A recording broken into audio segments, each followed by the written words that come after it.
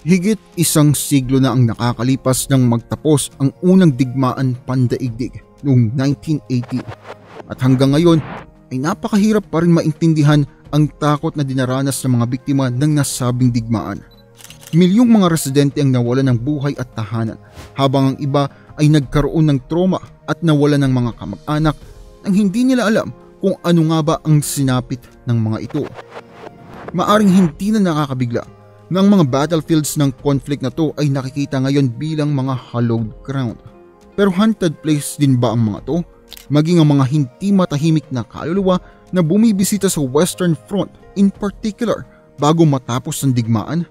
Ito ba ay para balaan o arugain ang mga naiwan nila?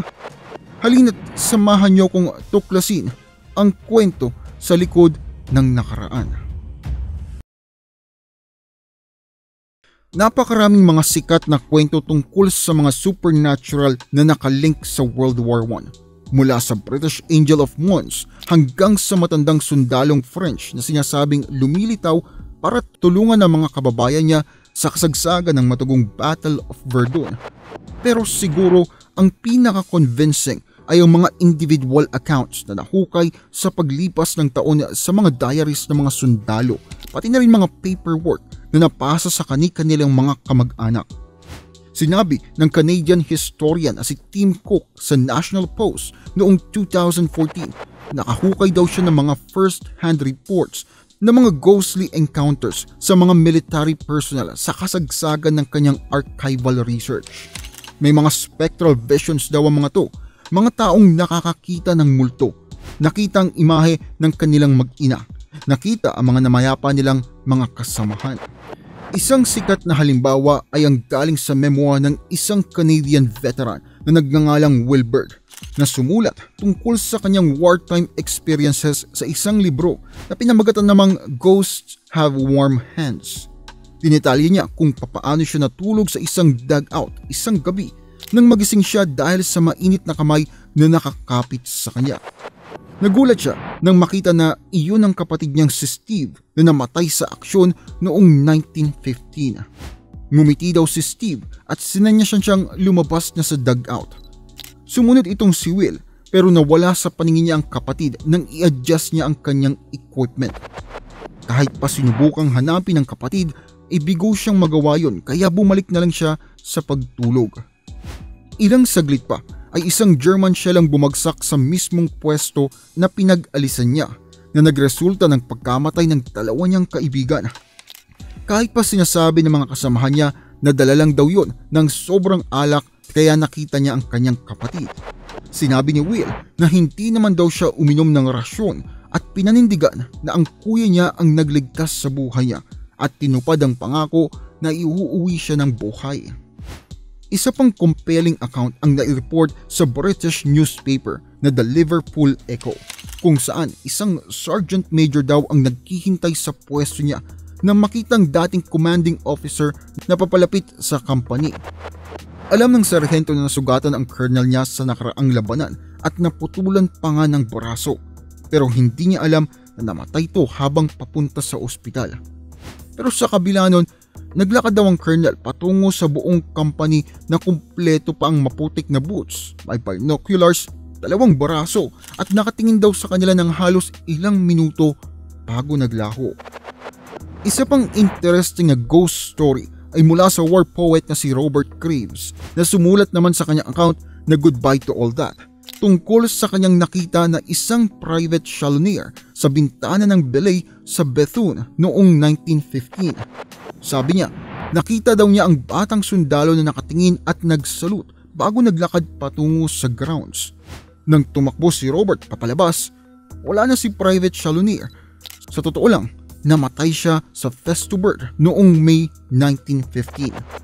Sabi ni Graves, huli niyang nakita ang private sa isang camp sa England at nagkamay pa ang dalawa at sinabi sa kanya ni Private Chalonier na magkikita ulit tayo sa France, sir. Given na ang laki ng nawala at nawasak sa Western Front lang mismo noong World War I, hindi na nakakabigla na marinig na ang mga pinangyarihan ng bakbakan ay maaaring haunted. Ini-estimate na halos 8.5 million na mga sundalo ang namatay sa 4 na taong labanan. na ang malaking bilang ay sa artillery. Ang mga pangalan na Verdun, Vimy Ridge at Somme ay naging synonymous na sa slaughter sa industrial scale. Dagdag pa doon, halos lagpas 10,000 ang hindi na nalaman kung saan ba nailibing, na ang ilan ay kung saan namatay ay doon na rin natabunan ng lupa.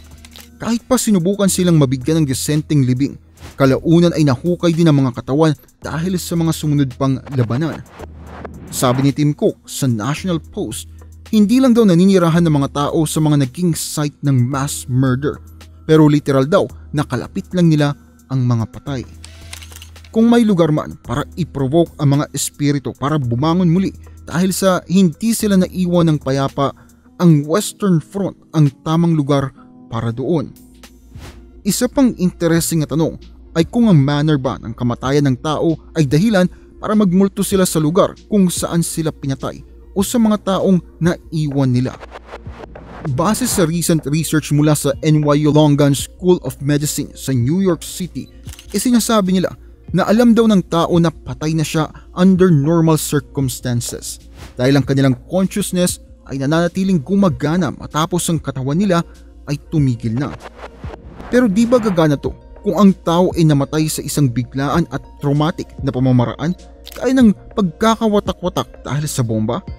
Maari bang ang ilang World War I soldiers ay hindi alam na patay na pala sila at patuloy pa rin na ginagampanan ang kanilang tungkulin?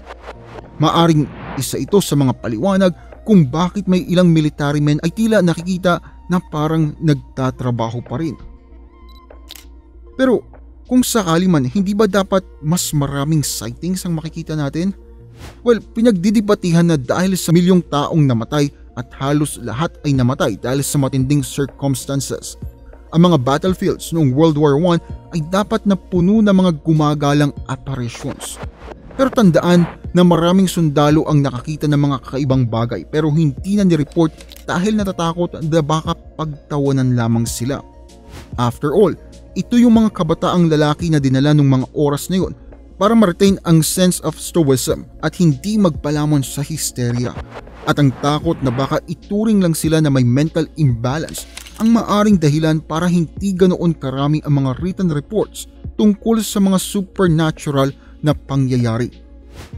Isa pang potential reason kaya hindi ganoon karami ang mga accounts ay marami sa mga supernatural sightings ay anecdotal, kabaligtaran ng written, lalo na marami sa mga storytellers ang hindi nakaligtas o hindi naman ganon kaedukado. So sa paglipas ng oras, ang mga kwento ay kusa na lang nalilimutan.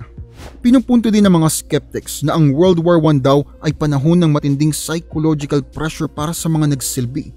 Totoo naman yan, ang mga infantrymen ay puyat, pagod, gutom at syempre takot na baka yun na ang huling araw nila.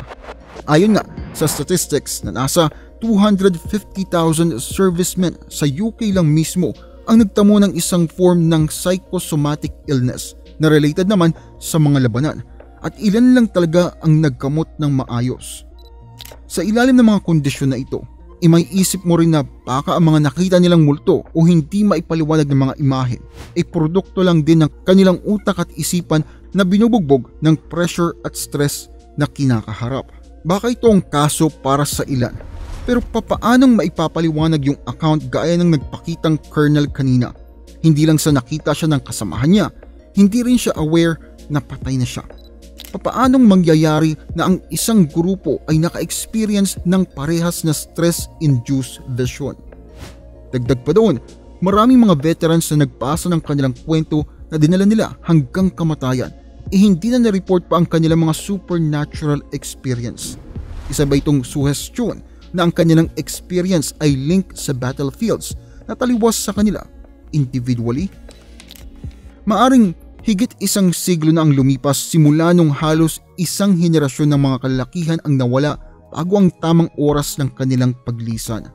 Pero ang lugar na pinaglabanan nila ay marami pang sikretong ibubunyag. Kahit ngayon, kapag naghuhukay ang mga magsasaka sa mga lugar na iyon, may nahuhukay pa rin sila mga buto. Siguro isang beses kada linggo.